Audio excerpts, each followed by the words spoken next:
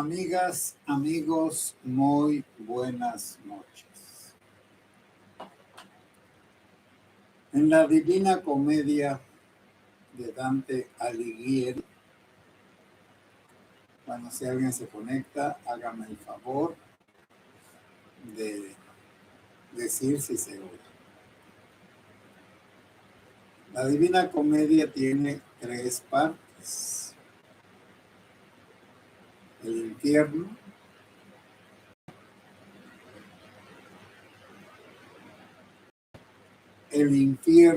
el purgatorio y el cielo. Gracias, Inspiration. Se dice pues que Virgilio, el gran poeta de la época de Augusto, que escribió la Eneida, la fundación de Roma y su desarrollo, que era una alabanza a la paz de Octavio César Augusto, el que inició la paz romana, Pax Romana. Ya en la Edad Media y comenzando el Renacimiento, bueno, el humanismo y el Renacimiento, 1000 años después, o un poco más, escribió Dante su Divina Comedia. Pero creo que es en plena Edad Media, con la lucha de los papas, los emperadores y todas esas cosas, más o menos alrededor del año 1000. Y dice Dante que se perdió en un bosque, bueno, que estaba a la mitad de la vida, y que en un bosque denso y oscuro se perdió. Es una metáfora, por supuesto. Metáfora quiere decir es una imagen material de algo espiritual.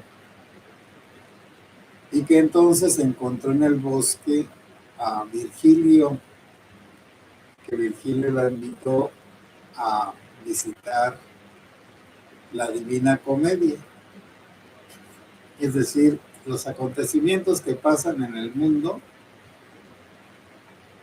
después de que están en este mundo, es decir, lo que sucede después de la muerte. Por lo tanto, Dante cree en otra vida y cree en premios y castigos, porque el infierno es el lugar de castigos que nunca se acaba. El purgatorio es el lugar donde las almas se purifican de las manchas del pecado. Y el cielo es a donde van los justos o los pecadores arrepentidos que han pasado por el purgatorio. Bueno, entonces, y él empieza a recorrer, o Virgilio lo lleva a recorrer los laberintos, los recintos donde están todos los que cometieron pecados capitales, como son la gula, la envidia, la ira, la pereza, la soberbia, el orgullo, la desesperación. Y allí va viendo en cada lugar a individuos de su época, sobre todo papas, reyes, emperadores y gente noble, sufriendo el infierno por haber cometido aquellos pecados de deslealtad, traición y demás cosas. Pero el letrero que tiene al inicio la puerta del infierno es: cuando entres aquí, pierde toda esperanza. Bueno, ahora me van a decir que qué comparación tiene esto con el México de hoy. Pues tiene mucho. Estamos todos perdidos en una lucha por conservar la democracia. Repito y vuelvo a repetir que la verdadera democracia es la división de poderes.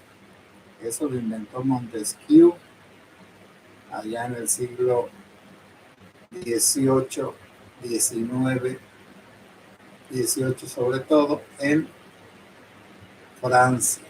Que la Revolución Francesa quería hacer realidad ese pensamiento, porque se llegó a la conclusión de que las monarquías, monos uno, arquías, gobierno, el gobierno de uno solo, es nefasto para los pueblos.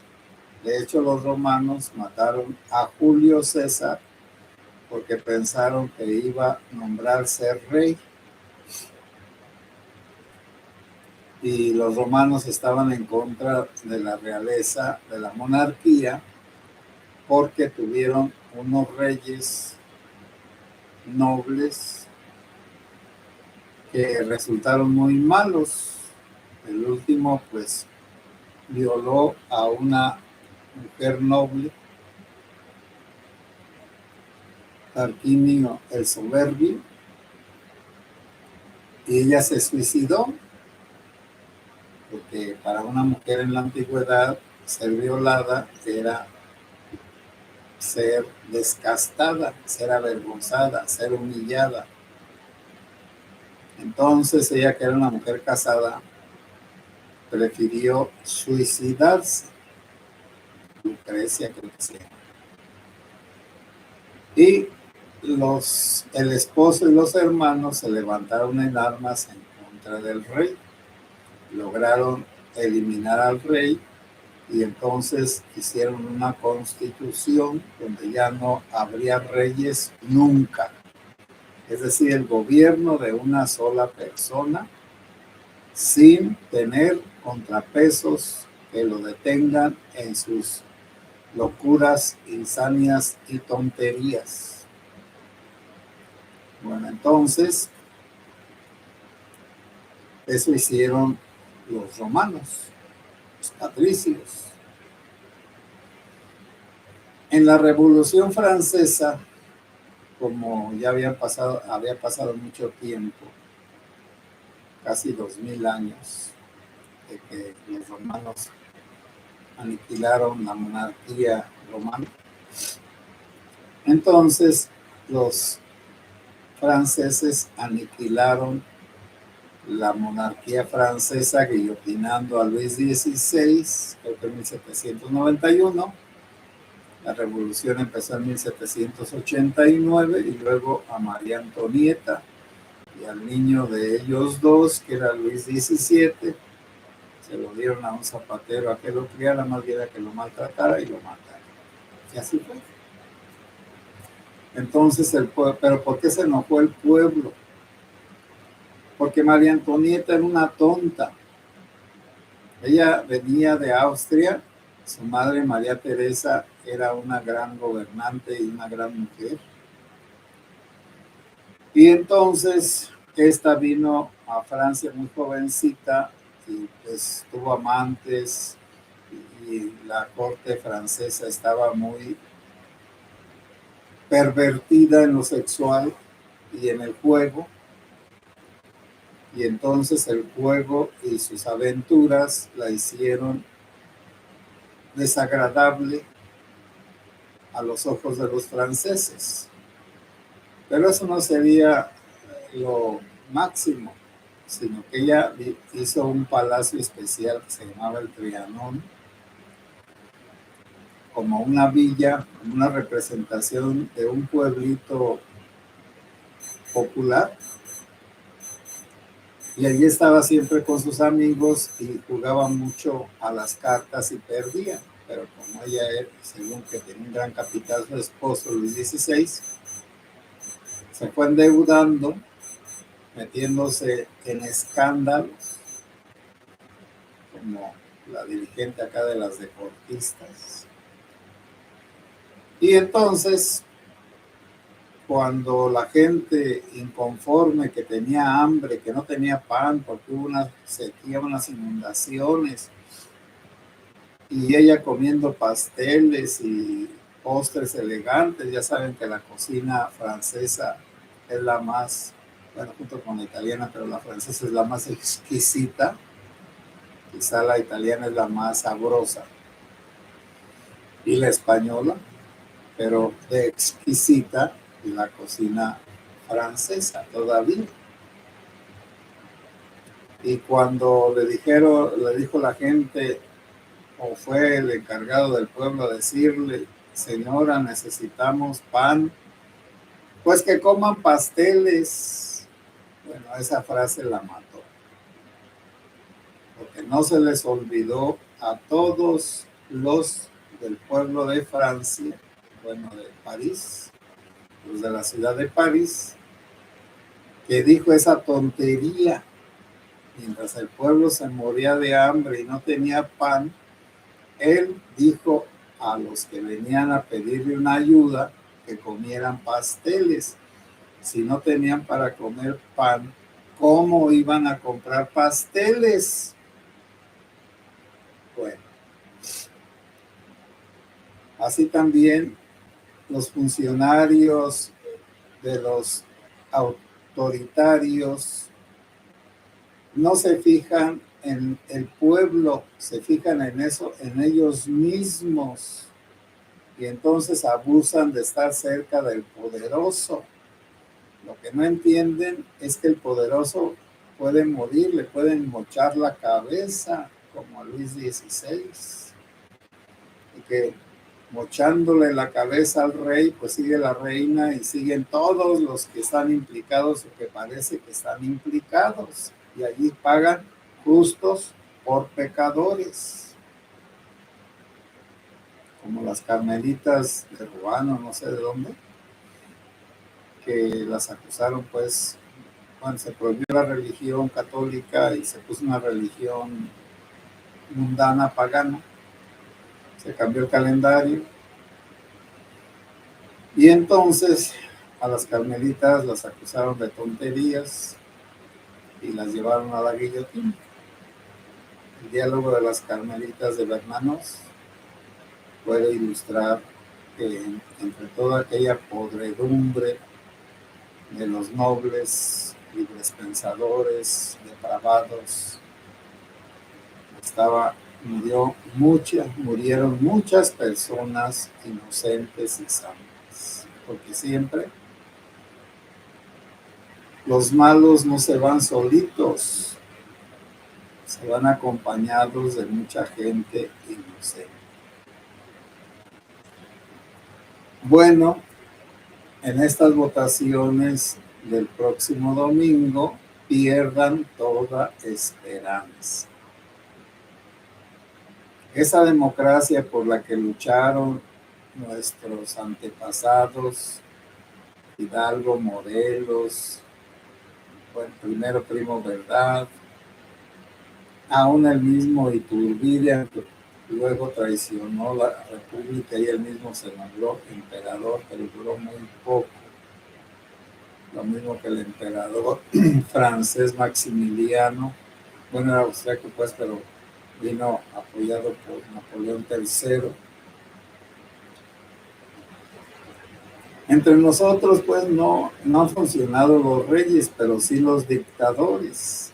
El primer dictador que tuvimos, pues, fue Santa Anna, que 11 veces ocupó la presidencia, aunque no en 11 periodos, sino que a veces se ponía de presidente y un vicepresidente, y cuando el vicepresidente se ponía muy liberal, regresaba ya de su rancho donde jugaba gallos y otras cosas y corregía las cosas y ya se volvía ahí porque él no tenía ganas de gobernar, no le gustaba gobernar, a él le gustaban los gallos, le gustaban los palenques, le gustaba divertirse.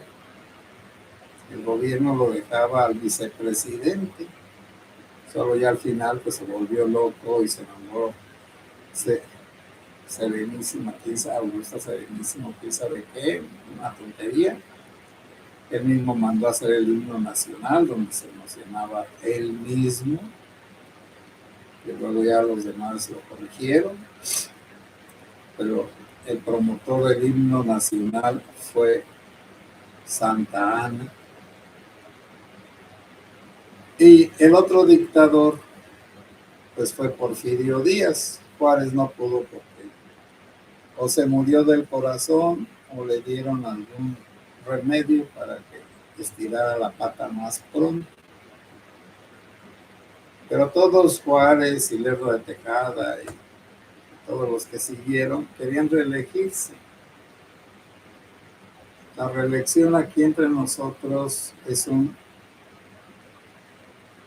pues como un trauma, como una pesadilla, como un deseo de insatisfacción, de incompletud, el deseo de trascender, no habiendo hecho lo que se podía hacer en el tiempo adecuado. Se cree, los gobernantes creen que lo pueden hacer después, no, después ya no.